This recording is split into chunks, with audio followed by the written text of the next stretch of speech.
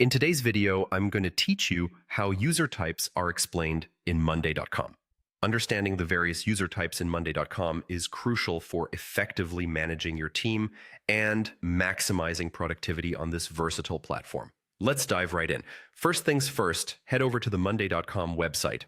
Once you're there, the next step is to log into your account. Look for the login button on the top right corner of the screen. Give it a click, and you'll be directed to the login page. Here, you have several options for signing in, but today we'll focus on using Google. Select the Google option, then choose the appropriate Google account that's linked to your Monday.com profile. This should get you promptly signed in and ready to go. Now that you're logged in, navigate to your board. This is the main workspace where all your projects, tasks, and team collaborations reside. If you're managing multiple projects, ensure that you're accessing the correct board to avoid any confusion. Once on the board, it's time to see who's who in terms of user types. To get a detailed view of the members and their roles, find and click on the Invite button. This action will open a panel displaying all members present on your board along with their specific user types. Let's break this down so you fully understand what each user type can do within your workspace. Starting with members, these are the individuals who have full access rights within the platform. Members have the ability to create and edit boards, folders, and items.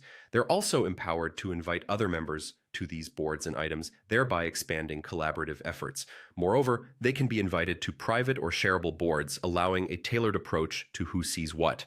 Members also have the privilege to edit their profile, communicate within the platform, add attachments, and more. Essentially, they enjoy a comprehensive set of tools to manage and contribute to projects effectively.